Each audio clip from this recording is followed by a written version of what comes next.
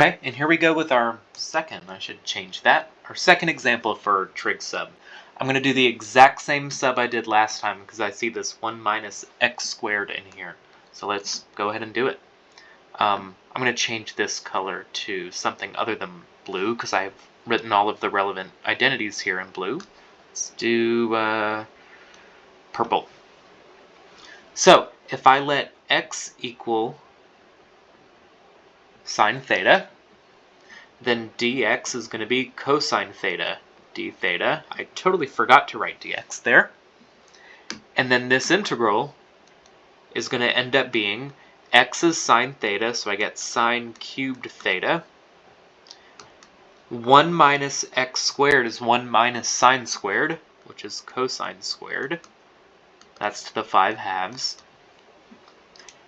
And then dx is going to be cosine theta d theta. So just to simplify, sine cubed theta squared, and then over 2 I can multiply the powers because it's power to a power. 2 times 5 halves is 5, and then cosine theta, another one makes 6. So I have cosine to the 6th of theta.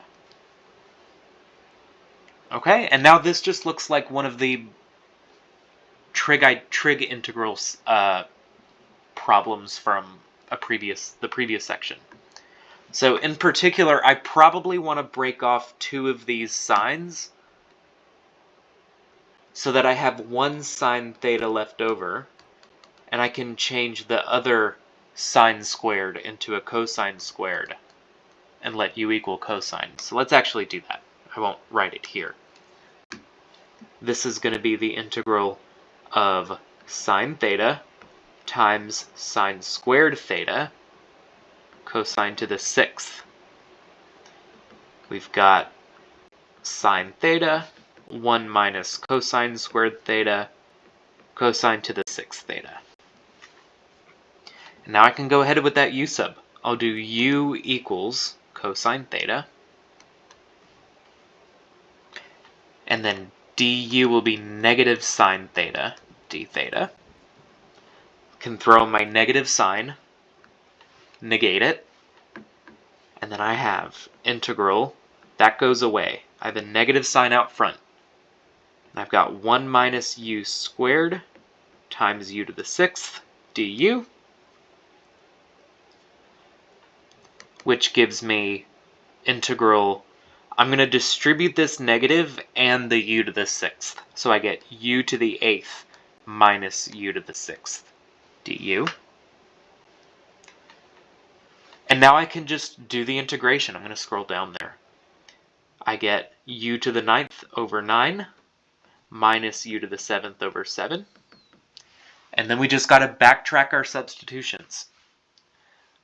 We know u is cosine theta, so that's cosine to the 9th minus cosine to the 7th plus c. And now I have to undo my substitution. If x is sine theta, so I know x is sine theta, I got to figure out what cosine theta is, and then I can just raise those to the 9th and to the 7th power. So I got to draw my triangle.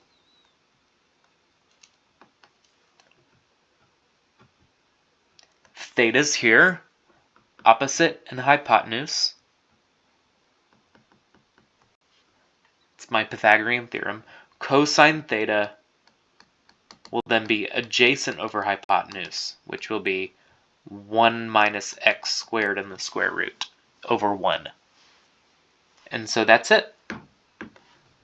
I have 1 minus x squared, let me put that under a square root, to the 9th over 9 minus 1 minus x squared in the square root to the 7th over 7.